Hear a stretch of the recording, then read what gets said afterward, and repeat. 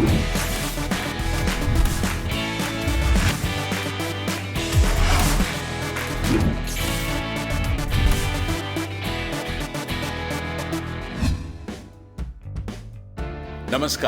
खेलों में खास में मैं हूं संजय बैनर्जी।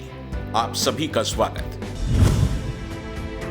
एक अनुरोध, अगर आपको हमारे वीडियोस पसंद हैं तो कृपया इन्हें लाइक करें और सब्सक्राइब करें। आपका सहयोग ही हमारी मजबूती है। मुंबई इंडियंस ने कल रात क्लैश ऑफ टाइटंस में टेबल टॉपर दिल्ली कैपिटल्स को 5 विकेट से हरा दिया। इस जीत के साथ ही अब मुंबई फिर से पॉइंट्स टेबल के टॉप पर पहुंच गई है।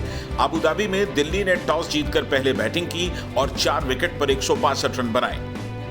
दिल्ली ने 2 विकेट सिर्फ 24 के स्कोर पर गंवा दिए।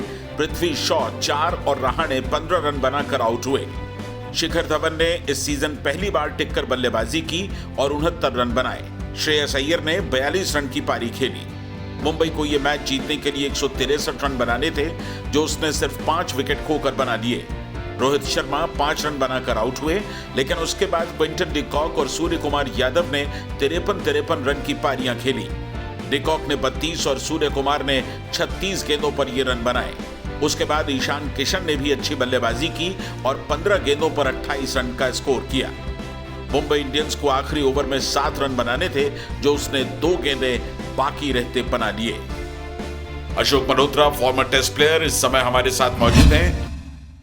Ashok ji, Clash of Titans में आखिर मुंबई इंडियंस ने बाजी मारी और दिल्ली अब नंबर 2 पर आ गया है। जी हाँ, बिल्कुल। मैं जानता हूं कि बिल्कुल एल क्लासिको था, रियल मैड्रिड बार्सिलोना का जिस तरह मैच होता है, लगता है उसी अंदाज का मैच था और दोनों ही टीमें बराबर थी। लेकिन आज अगर मैं कहूं कि दिल्ली कैपिटल थोड़ी कमजोर थी, दिल्ली कैपिटल थोड़ी कमजोर थी, क्योंकि ऋषभ पंत चोटिल हो गए थे। उनकी बजाय उनको एलेक्स कैरी को खिलाना पड़ा, जिसके चलते शर्मन हैटमैन, जिन्होंने लास्ट मैच में रन बनाए थे, उनको भी बाहर करना पड़ा। तो 2 विस्फोटक बल्लेबाज टीम से बाहर हो गए, तो वो रिकवरी नहीं कर पाए, जिसके चलते हालांकि शिखर धवन ने अच्छी बल्लेबाजी जरूर की, लेकिन जो रन थे वो इतने नहीं बना पाए जो मुंबई इंडियंस पर दबाव बराबर थे। बिल्कुल, और मुंबई की भी शुरुआत बहुत अच्छी नहीं हुई। रोहित शर्मा जिस तरह से 5 के स्कोर पर आउट हुए थे, तो लग रहा था कि शायद दिल्ली के बॉलर्स कुछ अच्छा कर पाएंगे, क्योंकि अब तक दिल्ली के बॉलर्स ने इस टूर्नामेंट में बहुत अच्छा किया, लेकिन कोई खास असर नहीं कर पाए वो क्विंटन डी कॉक और सूर्य कुमार यादव पर। या बिल्कुल, खासकर क्विंटन डी कॉक जो साउथ अफ्रीकन है और साउथ अफ्रीकन तेज गेंदबाजों को अच्छी तरह खेलते हैं। जिस तरह उन्होंने प्रहार किए नोकिए पर, वो काबिले तारीफ, और उन्होंने जो गति थी वो कभी भी कम नहीं होने दी। जो रनों की गति वो लगातार बढ़ाकर रखी, और फिर सूर्य कुमार यादव ने दर्शाया कि क्यों उनको इतनी रेटिंग दी जाती है, क्यों उनकी बात की जाती है भारतीय क्रिकेट में आने के लिए, क्योंकि उन्होंने भी बहुत बेहतरीन खेल दिखाया। और जो सबसे अहम बात है कि मुंबई को मालूम था कि वो आसानी से जीत जाएंगे, क्योंकि जिस तरह क्विंटन डी कॉक और सूर्य कुमार यादव की साझेदारी हुई, तो एक नींव खड़ी हो गई थी, जिसके बाद उनके पास ऐसी बल्लेबाजी जो आसानी से जीत सकते। बिल्कुल अशोक जी, हमारे साथ बने रहिए, क्योंकि दूसरे मुकाबले पर भी आपके साथ चर्चा होगी। इससे पहले राजस्थान रॉयल्स ने सनराइजर्स हैदराबाद को 5 विकेट से हरा दिया। इस मैच में एक समय हैदराबाद मजबूत स्थिति में दिखाई दे रहा था, लेकिन रॉयल्स के लिए पराग और तेवतिया के बीच 6ठे विकेट की साझेदारी ने 85 रन जोड़कर हार को जीत में पलट दिया। जीत के लिए 159 के टारगेट को चेस करते हुए एक समय 12 ओवर में 5 विकेट पर सिर्फ 78 रन बने थे। स्टोक्स, बटलर, स्मिथ, सैमसन और उथप्पा कुछ भी खास नहीं कर पाए। संजू सैमसन ने 26 रन की पारी खेली, लेकिन उसके बाद से तेवतिया और पराग ने बाजी पलट दी और टीम को शानदार जीत दिला दी। पराग ने 26 गेंद पर 42 और तेवतिया ने 28 गेंद पर 45 रन बनाए। दोनों ने 2-2 छक्के लगाए। इससे पहले टॉस जीतकर हैदराबाद ने बल्लेबाजी करते हुए 4 विकेट पर 158 रन बनाए। डेविड वार्नर ने 48 और मनीष पांडे ने 54 रन की पारी खेली। हैदराबाद की टीम पावर प्ले के बाद 10 ओवर में सिर्फ 73 रन जोड़ सकी। मनीष पांडे और वार्नर रनों की गति नहीं बढ़ा पाए। विलियमसन 22 रन बनाकर आउट नहीं हुए। इस जीत के साथ रॉयल्स अब 7 में से 3 मैच जीतकर पॉइंट्स टेबल में 6ठी पोजीशन पर पहुंच गए हैं। Ashok Malhotra, former test player, इस समय हमारे साथ मौजूद हैं। राजस्थान रॉयल्स ने अशोक जी सनराइजर्स हैदराबाद को 5 विकेट से हरा दिया और जब ऐसा लग रहा था कि शायद राजस्थान रॉयल्स की उम्मीदें अब तकरीबन समाप्त हो गई हैं, उन्होंने एक बार फिर रोशनी की एक किरण अपने लिए तलाश ली है। जी बिल्कुल, तेवेतिया उनके लिए मैं अगर कहूं तो बहुत जबरदस्त खिलाड़ी साबित हो रहे हैं इस साल आईपीएल में। जिस तरह उन्होंने पिछले मैच में 4 ओवर में 20 रन दिए, इस मैच में भी अच्छी गेंदबाजी की और फिर बल्लेबाजी में कोई भी विश्वास नहीं कर सकता कि इस तरह की बल्लेबाजी वो कर सकते हैं और बड़े ग्राउंड से। और अगर आप राजस्थान रॉयल के खेमे में देखें तो उनके लिए भी अविश्वसनीय, उनको भी विश्वास नहीं हो रहा था कि इस तरह की बल्लेबाजी 2 युवा बल्लेबाज कर सकते हैं, तेवतिया और रेयान पराग। और कहीं ना कहीं जो पीएम गर्ग ने रेयान पराग का कैच छोड़ा है वो काफी महंगा साबित हुआ, लेकिन कमाल की साझेदारी दोनों के बीच में 85 रनों की साझेदारी जिसने खेल का रुख पलट दिया है। अशोक जी, तेवतिया और रेयान पराग से तो शायद इतनी उम्मीदें नहीं थी, लेकिन जिनसे उम्मीद थी, आप स्टोक्स का जिक्र करें, बटलर, स्मिथ, सैमसन, उथप्पा, कुछ भी नहीं कर पाए। और स्मिथ और सैमसन तो लगातार खामोश है पहले 2 मैचेस के बाद से। जी बिल्कुल, सैमसन और स्मिथ दोनों ही खामोश। और स्मिथ तो ऐसा लग रहा है कि उनको शायद 2020 क्रिकेट का अंदाजा ही नहीं या आईपीएल का अंदाजा नहीं। और सैमसन बिल्कुल आप सही कह रहे हैं कि जितनी उनकी तारीफें की जा रही थी और यही कारण है कि वो भारतीय टीम में नहीं आते, निरंतरता का अभाव उनके खेल में दिखाई देता। हालांकि आज टिकने की कोशिश जरूर की, लेकिन एक बार फिर फिसड्डी साबित हुए संजू सैमसन। और निश्चित रूप से अगर राजस्थान रॉयल्स को बेहतर करना है तो आप तेवतिया पे निर्भर नहीं कर सकते। अगर आपको बेहतर करना है तो जिन 5 खिलाड़ियों के आपने नाम लिए इनमें से कम 2 या 3 को चलना हो। डेविड वार्नर और मनीष पांडे ने हैदराबाद के लिए अच्छी बल्लेबाजी की, निसंदेह अच्छी बल्लेबाजी की, लेकिन शायद रनों की गति थोड़ी सी धीमी हो गई और पावर प्ले के बाद जो 10 ओवर्स खेले गए उसमें सिर्फ 73 रन जोड़े इन दोनों ने मिलकर के। यहां पर मुझे लगता है कि रनों की गति और तेज की जा सकती थी। जी थोड़ा विकेट भी ऐसा था जो डबल पेस विकेट था, बॉल आ नहीं रहा था, शॉट मारने में परेशानी हो रही थी और ग्राउंड बड़ा। और लेकिन फिर भी आपको तारीफ करनी होगी राजस्थान रॉयल्स के गेंदबाजों ने कि जिन्होंने लगातार अंकुश लगा के रखा। हालांकि विलियमसन ने थोड़े रन जरूर बना के दिए, लेकिन बाकी कोई भी बल्लेबाज ज्यादा गति से रन नहीं बना पाया। और आज कहीं ना कहीं बेस्ट और वार्नर की जोड़ी भी नहीं चली, जिसका खामियाजा शायद सनराइजर्स हैदराबाद को भुगतना।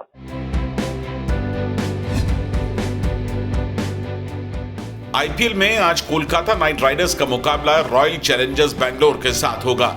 सस्पेक्टेड बॉलिंग एक्शन के लिए सुनील नरेन की रिपोर्ट की गई है। जाहिर है उन पर दबाव जरूर होगा। कोलकाता नाइट राइडर्स और बैंगलोर दोनों ही टीमें अपना पिछला मैच जीतकर आज मैदान पर उतर रही हैं। पॉइंट्स टेबल में दोनों टीमें 8-8 पॉइंट्स लेकर तकरीबन बराबरी पर हैं। कोलकाता इस समय तीसरे और बैंगलोर चौथी पोजीशन पर है। रिपोर्ट नीति रावत से। लगातार 2 नजदीकी जीत से आत्मविश्वास से लबरेज कोलकाता नाइट राइडर्स आज विराट कोहली की अगुवाई वाली रॉयल चैलेंजर्स बैंगलोर के खिलाफ मुकाबले में भी इस लय को बरकरार रखना चाहेंगे। लेकिन सुनील नरेन के सस्पेक्टेड बॉलिंग एक्शन की शिकायत और ऑलराउंडर आंद्रे रसल की इंजरी से टीम की मुश्किलें बढ़ सकती हैं। वेस्टइंडीज के स्पिनर सुनील नरेन की किंग्स 11 पंजाब के खिलाफ मैच के दौरान सस्पेक्टेड बॉलिंग एक्शन के लिए रिपोर्ट किया गया है और अगर फिर से ऐसा हुआ तो उन्हें T20 टूर्नामेंट में गेंदबाजी करने से रोका जा सकता है। एक प्रेशर जरूर होगा सुनील नरेन पर। नरेन टीम का तुरुप का इक्का है जिस पर दिनेश कार्तिक को काफी भरोसा है। रिपोर्ट के मुताबिक दाएं हाथ के बल्लेबाजों के लिए अंदर आने वाली गेंद करते समय नरेन की कोनी निर्धारित सीमा से ज्यादा मुड़ती है। केकेआर और आरसीबी दोनों की परेशानी बल्लेबाजी है। इन टीमों के मुख्य बल्लेबाज लय बरकरार रखने में नाकाम रहे हैं। दोनों टीम्स के नाम 6 मैचों में 4 जीत के साथ 8 अंक हैं, लेकिन बेहतर नेट रन रेट के कारण केकेआर पॉइंट्स टेबल पर रॉयल चैलेंजर्स बैंगलोर से 1 प्लेस ऊपर तीसरे पायदान पर है। केकेआर ने हालांकि किंग्स और सुपर किंग्स के खिलाफ पिछले 2 मैचों में आखिरी ओवर्स में शानदार गेंदबाजी से मैच का पासा पलटा है, जिससे टीम का मनोबल काफी बड़ा होगा। उधर दूसरी तरफ कैप्टन कोहली की दमदार बल्लेबाजी से शनिवार को चेन्नई सुपर किंग्स को 37 रन से शिकस्त देने के बाद रॉयल चैलेंजर्स बैंगलोर की कोशिश भी जीत की लय को बरकरार रखने की होगी। केकेआर के लिए शॉट लगाने वाले रसेल की अवेलेबिलिटी भी चिंता की बात होगी, जो पंजाब के खिलाफ मैच में कैच लेने की कोशिश में इंजर्ड हो गए थे। केकेआर के लिए कार्तिक का लय में आना शुभ संकेत है, जिन्होंने पंजाब के खिलाफ 29 गेंदों में 58 रन की शानदार पारी खेली। सलामी बल्लेबाज शुभमन गिल भी लय में है। सुनील नरेन की जगह पारी का आगाज कर रहे राहुल त्रिपाठी ने सीएसके के खिलाफ 81 रन बनाए, लेकिन पंजाब के खिलाफ उनका बल्ला नहीं चला। नीतीश राणा और इंग्लैंड के कैप्टन मॉर्गन लगातार अच्छी बल्लेबाजी करने में विफल रहे हैं। शुरुआती मैचों में लचर बल्लेबाजी करने वाले कोहली के लय में आने से आरसीबी की बल्लेबाजी को बल मिला है।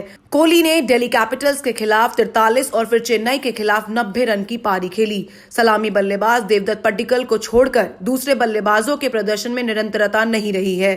एरन फिंच और एबी डिविलियर्स लय हासिल करने के लिए जूझते दिख रहे हैं। गेंदबाजी में युजवेंद्र चहल शानदार लय में है। दक्षिण अफ्रीकी ऑलराउंडर क्रिस मॉरिस के आने से टीम को और मजबूती मिलेगी। स्पोर्ट्स जिंदगी के लिए आईपीएल अपडेट के साथ मैं नीति रावत। और अब स्टैट्स कॉर्नर में दिलचस्प आंकड़ों के साथ मोहम्मद इशाउद्दीन। विराट कोहली ने चेन्नई के खिलाफ पिछले मैच में 90 रन की पारी खेलकर अपने को फॉर्म में आने का दावा किया है। इसी विराट कोहली ने पिछले साल कोलकाता नाइट राइडर्स के खिलाफ रॉयल चैलेंजर्स बेंगलोर को शतक लगाकर जीत दिलाई थी। विराट का यह शतक इसलिए महत्वपूर्ण है क्योंकि तब आरसीबी ने केकेआर के खिलाफ लगातार 5 हार के बाद पहली जीत दर्ज की थी। ईडन गार्डन्स में हुए उस मैच में विराट कोहली ने 4 छक्के की बदौलत पूरे 100 रन बनाए थे। हालांकि उस मैच में केकेआर के लिए नीतीश राणा ने 5 छक्कों की बदौलत 85 और आंद्रे रसेल ने केवल 25 गेंदों पर 9 छक्कों की सहायता से 65 रन बनाकर केकेआर को जीत दिलाने की कोशिश की थी, परंतु आरसीबी ने वह मैच 10 रन से जीत लिया था। आज के मैच में विराट कोहली यदि 3 छक्का लगाते हैं तो आईपीएल में उनके 200 छक्के पूरे हो जाएंगे। केवल 4 बल्लेबाज ही आईपीएल में अब तक 200 छक्के लगा सके हैं। विराट ने केकेआर के खिलाफ 24 मैचों में 674 रन बनाए हैं। कोलकाता के खिलाफ सबसे ज़्यादा रन बनाने के मामले में कोहली फिलहाल 5वें स्थान पर हैं। 2016 से 2019 के बीच कुल 8 मैचों में केकेआर का दबदबा रहा है, जिसने 6 मैच जीते हैं। कोलकाता और बेंगलोर के बीच आईपीएल में 24 मैच हुए हैं। कोलकाता को इसमें 14 बार जीत मिली है। आरसीबी ने 10 मैच अपने नाम किए हैं। आज का मैच शारजा में होगा। इस शहर में दोनों के बीच एकमात्र टक्कर 2014 में हुई थी, तब कोलकाता ने मुकाबला केवल 2 रन से जीता था। आईपीएल कैरियर में अभी भी सबसे ज़्यादा स्ट्राइक रेट वाले खिलाड़ी कोलकाता नाइट राइडर्स के आंद्रे रसेल हैं, जिनका स्ट्राइक रेट 183.94 है। आंद्रे रसेल अगर आज के मैच में 45 रन बना लेते हैं तो आईपीएल में उनके 1500 रन पूरे हो जाएंगे। बीसीसीआई ने वुमेन्स टी20 चैलेंज यानी महिलाओं की आईपीएल का शेड्यूल डिक्लेयर कर दिया है। टूर्नामेंट में 3 टीमें सुपरनोवाज, वेलोसिटी और ट्रेल ब्लेजर्स के बीच फाइनल समेत कुल 4 मैचेस खेले जाएंगे। फाइनल 9 नवंबर को होगा। हरमनप्रीत कौर को सुपरनोवाज और मिताली राज को वेलोसिटी का कैप्टन बनाया गया है।